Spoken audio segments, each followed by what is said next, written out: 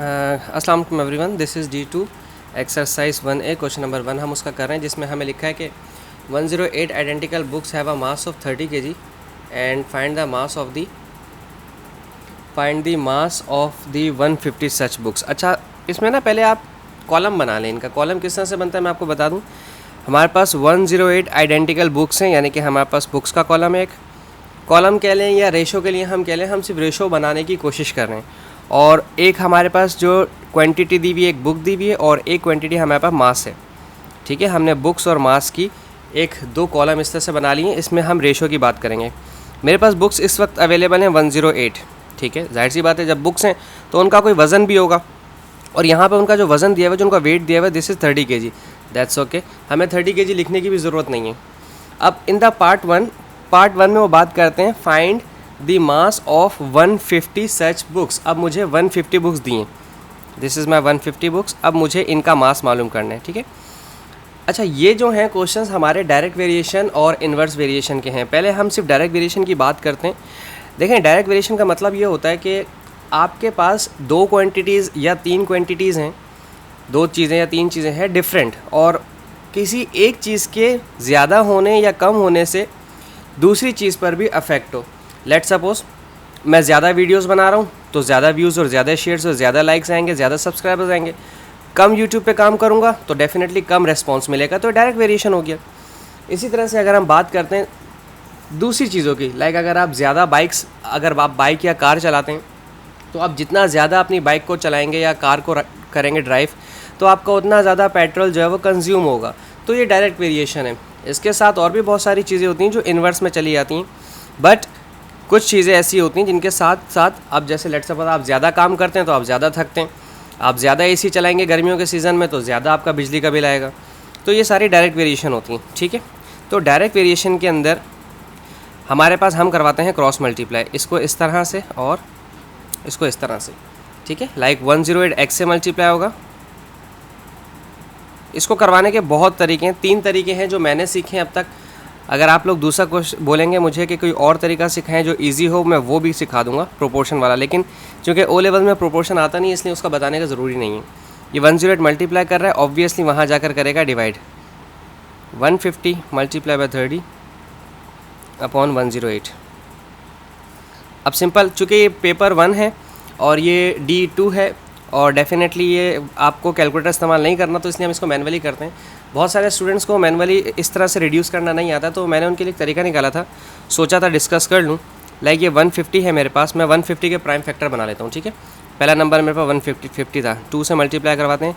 2 7 ज़ा 14, 2 5 ज़ा 10, 3 2 ज़ा 6, 3 5 ज़ा 15 एंड 5 5 ज़ा 25। देन मेरे पास था 30 का भी LCM ले लेते हैं, या प्राइम फैक्टर जिसे हम कहते हैं। ठीक है जी, सो दिस इज़ 2 15 ज़ा 30, 3 5 ज़ा 15। देन हमारे पास था 108, इसको भी 2 से रिड्यूस करते हैं। 2 5 ज़ा 10, 2 4 ज़ा 8, 2 2 ज़ा 4, 2 7 ज़ा 14, 3 9 ज़ा 27 एंड 3 3 ज़ा 9।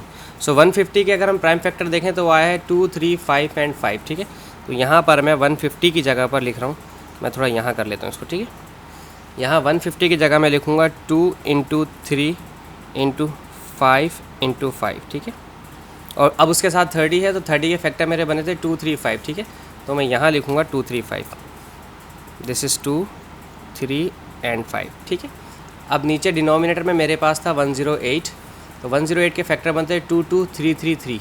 ठीक है जी, दिस इज़ 2 2 2 2 3 3 एंड 3। ठीक है, ये कुछ स्टूडेंट्स जिनको रिड्यूस करना नहीं आता वो प्राइम फैक्टर निकाल के सॉल्व कर सकते हैं। ये 2 इस 2 से कैंसिल होना है, ये 3 इस 3 से कैंसिल होना है, ये वाला 3 इस 3 से कैंसिल होगा, ये 2 इस 2 से कैंसिल होगा। आपके पास इधर बचे हैं 5 5 ज़ा 25, 25 5 ज़ा 125, ये बचा 125, और डिनोमिनेटर में यहाँ पर सिर्फ एक 3 बचा है। देखें 1 2 3 5 मल्टीप्लाई हो गए, 5 5 ज़ा 25, 5 ज़ा 125 बचा। अब अगर आप इसे रिड्यूस करना चाहेंगे ना, तो ये डिवीजन इस तरह से होते हैं। मैं इसको रिड्यूस करना भी बता दूं, चूँकि हम पेपर 1 है, कैलकुलेटर का इस्तेमाल बिल्कुल नहीं करना चाह रहे हैं। 3 4 ज़ा 12,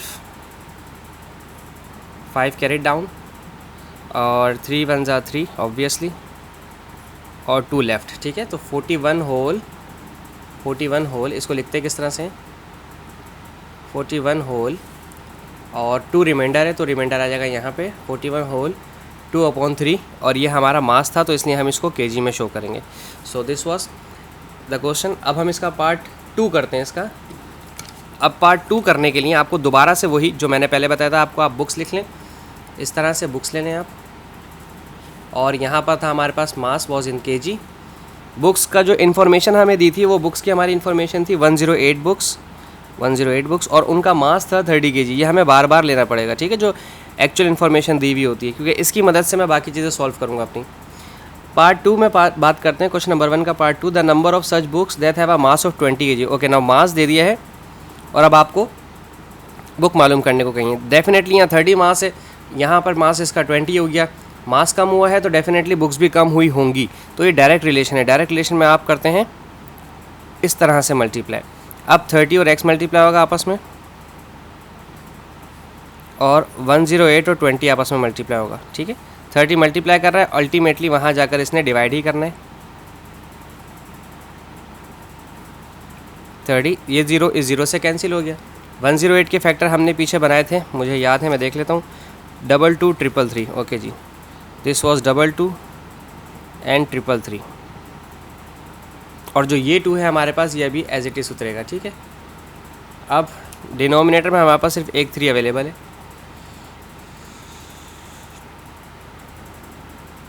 ठीक है जी। ये 3 इस 3 से कैंसिल हो जाएगा। 2 2 ज़ा 4, 4 2 ज़ा 8, और दिस वॉज 9, 8 9 ज़ा 54, या 8 9 ज़ा 72, थैंक यू। थोड़ा सा टेबल में मैं चुक जाता हूँ। दिस इज़ 72, 8 9 ज़ा 72 बुक्स। तो हमारे पास 72 बुक्स का जो मास है वो 20 kg है। सो आई होप आपको समझ आया होगा। Thank you so much for watching my channel. अल्लाह हाफिज़।